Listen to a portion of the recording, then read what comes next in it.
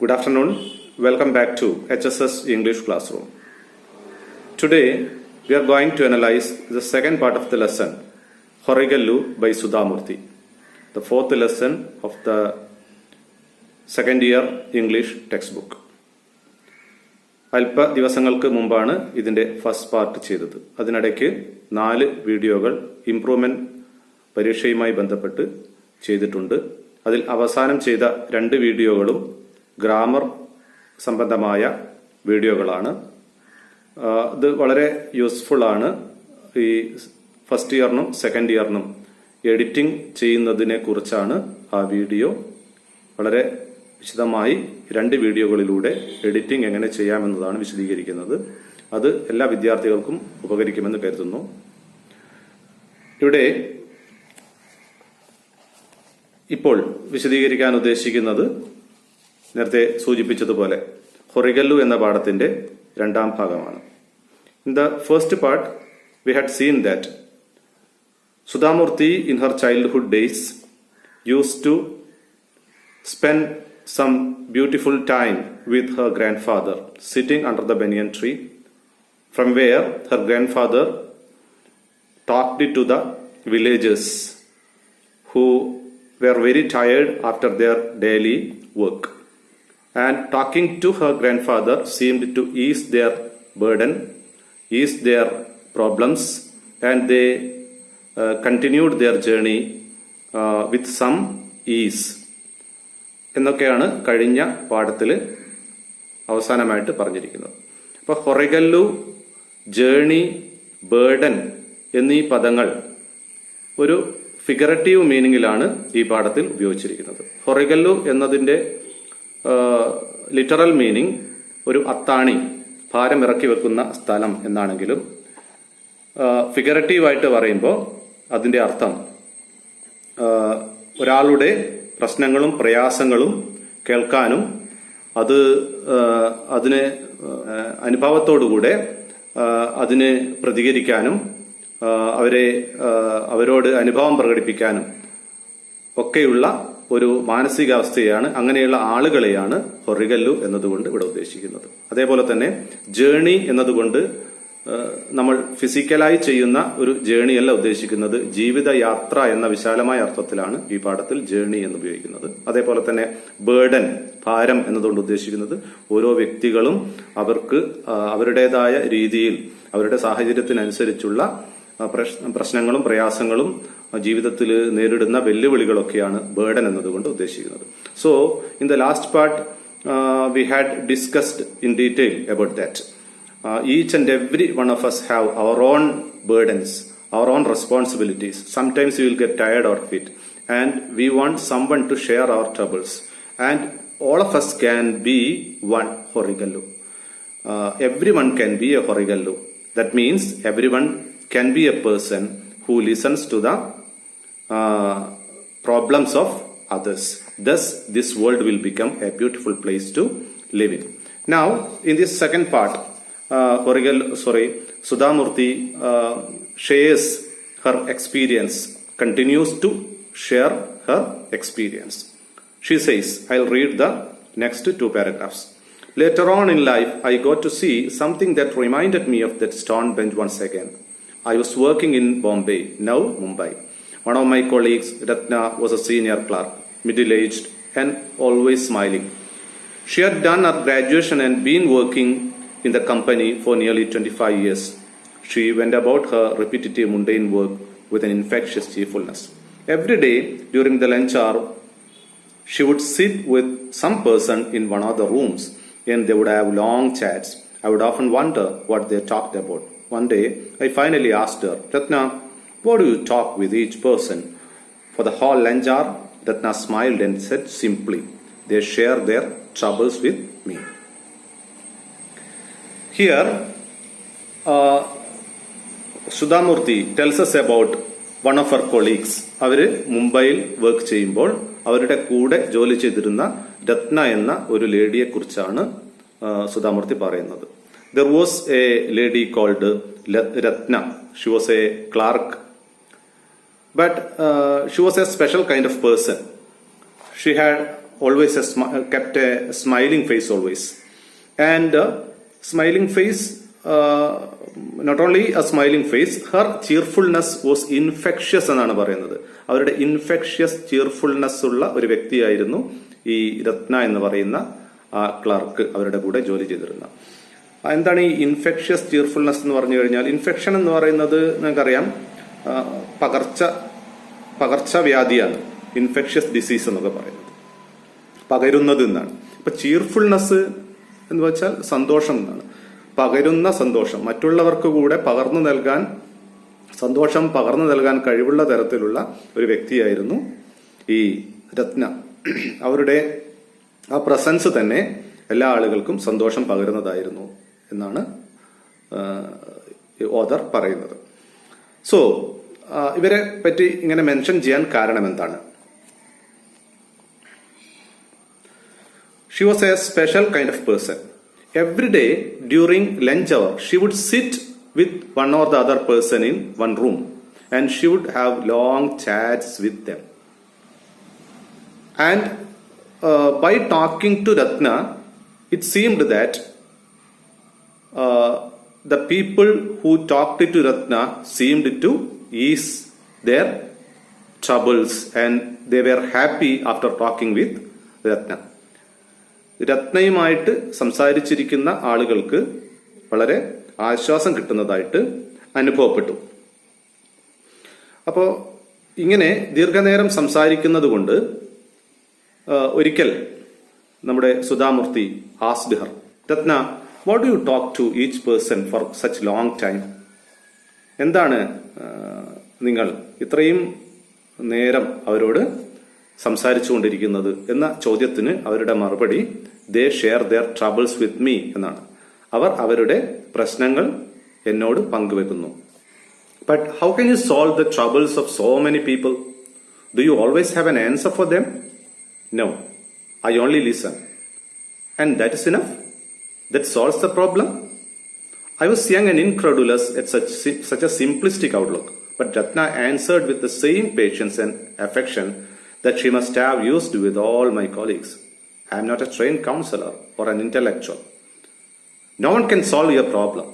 You have to do it yourself. Then, how do you help them? By listening to them. God has given me 2 ears to listen to others. I hear them out with sympathy and without judgment. When a person in trouble or under a lot of strain finds an outlet for his worries, it relieves half his burden. Sudhamurthy asked her, how can you solve the troubles of so many people? Do you always have an answer for them? So, for that question of Sudhamurthy, the answer of Ratna was amazing. What did she say? No, I only listen. ഞാൻ അവരുടെ പ്രശ്നങ്ങൾ കേൾക്കുക മാത്രമേ ചെയ്യുന്നുള്ളൂ. അപ്പോൾ naturally there will be doubt four our author. She asked, and that's enough? അത് മാത്രം മതിയോ? ഈ ക്വസ്റ്റ്യൻ ചോദിച്ചതിന് ശേഷം സുധാമൂർത്തി പറയാണ്, I was young and ഇൻക്രെഡുലസ് about such A simplistic outlook. അങ്ങനെയുള്ള ഒരു വളരെ ലളിതമായിട്ടുള്ള ഒരു ഔട്ട്ലുക്ക്, ഒരു കാഴ്ചപ്പാടിനെ കുറിച്ച് അന്ന് എനിക്ക് അത്രത്തോളം ഇൻക്രെഡുലസ് ആയിരുന്നു. ഞാൻ അത്ര വിശ്വാസം പോരായിരുന്നു. അതുകൊണ്ട് ആണ് ഞാൻ വീണ്ടും ചോദിച്ചത്, ദാറ്റ് സോൾവ് ദ പ്രോബ്ലം എന്ന്. ഇങ്ങനെ വെറുതെ കേട്ടിരിക്കുന്നത് കൊണ്ട് പ്രശ്നങ്ങളൊക്കെ പരിഹരിക്കാൻ പറ്റുമോ? അപ്പോൾ Ratna answered with the same affection and tolerance. ക്ഷമയോടുകൂടെ രത്ന ആൻസർ പറയാണ്. രത്ന പറയുന്ന ആൻസർ വളരെ ഫിലോസോഫിക്കാണ്, വളരെ തത്വചിന്താപരമാണ്. I am not a trained counselor. I am not a trained counselor or an intellectual. No one can solve your problem. You have to do it yourself എന്നാണ്. രത്ന says that I am not a trained counselor or an intellectual. No one can solve your problem. നിങ്ങളുടെ പ്രശ്നങ്ങൾ മറ്റാർക്കും പരിഹരിക്കാൻ പറ്റില്ല. നിങ്ങൾ തന്നെയാണ് പ്രശ്നങ്ങൾ പരിഹരിക്കേണ്ടത്. Then how do you help them? By listening to them. Next question of the author, how do you help them? If it is so, how do you help them? By listening to them. എങ്ങനെയാണ് പ്രശ്നങ്ങൾ പരിഹരിക്കാൻ കഴിയുന്നത്? Next Ratna says that God has given me 2 ears to listen to others. I'll listen to them with sympathy and without judgment. ഞാൻ അവരെ കേൾക്കുന്നത് വിത്ത് sympathy and without judgement. ഈ 2 കണ്ടീഷനാണ്. നമ്മൾ മറ്റുള്ളവരുടെ പ്രശ്നങ്ങളും പ്രയാസങ്ങളും കേൾക്കുമ്പോൾ 2 കാര്യങ്ങൾ ചെയ്യണം. ഒന്നാണ് സിമ്പതിയോടുകൂടെ കേൾക്കണം, അതേപോലെ ബയാസ്ഡ് ആവരുത്, അല്ലെങ്കിൽ വിതൗട്ട് ജഡ്ജ്മെന്റ് ആയിരിക്കണം. എന്ന് വെച്ചാൽ മുൻവിധികളോടുകൂടെ കേൾക്കരുത്. ഇങ്ങനെയാണ് കേൾക്കേണ്ടത്. മറ്റൊരു കാര്യം കൂടെ പറയാണ്. When a person in trouble or under a lot of strain finds an outlet for his worries, it relieves half his burden. എന്താണ്? When a person in trouble finds an outlet for their worries, it relieves half their burden എന്നാണ്. ഒരു പ്രശ്നം അനുഭവിക്കുന്നയാൾക്ക് അവരുടെ പ്രശ്നം അവര് ആരോടെങ്കിലും പറയുന്നത് കൊണ്ട് തന്നെ അവരുടെ പ്രശ്നങ്ങൾ പകുതി തീരുമെന്നാണ്. അതുകൊണ്ട് നമ്മൾ ഓരോരുത്തരും, ഇങ്ങനെ ഒരു മെസ്സേജാണ് രത്ന അവർക്ക് കൊടുത്തത്, നമ്മുടെ ഓദറിന് കൊടുത്തത്. നമ്മൾ ആരുടെയെങ്കിലും പ്രശ്നങ്ങൾ കേട്ടുകൊടുത്താൽ മാത്രം മതി. കേൾക്കുമ്പോൾ വിത്ത് സിമ്പതി ആൻഡ് വിതൗട്ട് ജഡ്ജ്മെന്റ്. അപ്പൊ തന്നെ പ്രശ്നങ്ങൾ പകുതി പരിഹരിക്കാൻ പറ്റുമെന്നുള്ള ഒരു ആൻസറാണ് രത്ന നമ്മുടെ ഓദറിന് കൊടുത്തത്. അതാണ് ഇപ്പോൾ പങ്കുവെക്കുന്നത്. I'll read the next paragraph. I thought for some time and said, but don't you ever break the confidence and tell others the secrets you hear, even by mistake? Not even in my dreams. I consider that to be the worst kind of betrayal. I don't think there's a greater sin than betraying someone's confidence. They tell me their worries because they know I'll never talk about it or gossip about it to another person. Only when they know their words are secure with me can they talk to me freely. This way, I relieve their burden for a short while, till they are ready to pick themselves up and carry on with their journey. When Ratna said so, our author asked her again that, but don't you ever break the confidence and tell the secret they told you to someone else? പക്ഷെ വല്ലപ്പോഴും നിങ്ങൾ ഇവർ പറഞ്ഞ കാര്യങ്ങൾ മറ്റ് വല്ലവരോടും പറയില്ലേ? ചിന്തിക്കാതെ ഒരുപക്ഷെ നിങ്ങളോട് പറഞ്ഞു പോവില്ലേ? അപ്പോൾ അവർ പറയുന്ന മറുപടിയാണ് വളരെ വളരെ പ്രധാനമായ കാര്യം. Not even in my dreams. Not even in my dreams എന്ന് വെച്ചാൽ എന്താണ്? സ്വപ്നത്തിൽ പോലും ഞാൻ പറയില്ല, ഒരിക്കലും പറയില്ലെന്നാണ്. I consider that to be the worst kind of betrayal. If you are listening to someone else's problem, if someone is sharing their trouble with you, their secrets with you, one thing is very important, that you should not share this to someone else. It is the worst kind of betrayal according to രത്ന എന്ന മേഡത്തെ, ലേഡിയെ സംബന്ധിച്ചിടത്തോളം അവർ പറയാണ്, നിങ്ങളോട് പറയുന്ന സ്വകാര്യമായ കാര്യങ്ങൾ നിങ്ങൾ മറ്റു വല്ലവരോടും പറയുക എന്നുള്ളതാണ് ഒരാളോട് നിങ്ങൾ ചെയ്യുന്ന ഏറ്റവും വലിയ ചതി. അങ്ങനെ ഞാൻ ഒരിക്കലും ചെയ്യാറില്ലെന്നാണ്. അത് മാത്രമല്ല, a person becomes ready to share their troubles with you only when they are very sure that you will not betray them, you will not tell it to others. മറ്റുള്ളവരോട് പറയില്ല എന്ന ഉറപ്പ് ഉണ്ടെങ്കിൽ മാത്രമേ അവർക്ക് നിങ്ങളോട് കാര്യങ്ങൾ തുറന്നു പറയാനുള്ള ധൈര്യം ഉണ്ടാവുകയുള്ളൂ. അപ്പോൾ if you want to be a good ഹൊറിഗല്ലു, if you want to be a person like Ratna or our grandfather, what you should do? These are the two or more conditions Ratna says. One condition is that you should listen to their problems with sympathy and without judgment. And third thing is that you should not betray the confidence of the person who shared the trouble with you. അവരുടെ വിശ്വാസത്തെ നിങ്ങൾ എന്ത് ചെയ്യരുത്? ഒരിക്കലും വഞ്ചിക്കരുത്. That means that you should not share what they told you to someone else. So that is what our author explains to us. And this way I relieve them of their burden. They will continue their journey with some ease. എന്ന് രത്ന സുധാമൂർത്തിയോട് പറയുകയാണ്. This is how I solve the problem of others. I only listen, but this listening was with sympathy and without judgment, and she would never betray the confidence of others. If you do so, the people will get relieved of their burden. and they will continue their journey with some ease. So, when she said so, Sudhamurti reminded of something in her past. അവരുടെ ഭൂതകാലത്തിലുള്ള ചില കാര്യങ്ങൾ അവർക്ക് ഓർമ്മ വരികയാണ്. അതാണ് last paragraph. I will read it. Her words uncannily caught my grandfathers sitting on the stone bench under the banyan tree, perhaps in their own small ways, without access to great wealth. Both these people were doing tremendous social service. No one thought of acknowledging their work or rewarding them for it, but they continued to do so, as these acts of kindness gave them joy. If ever now I happen to pass a Horigallu in a village, I remember them and wish there were many more of them in this world.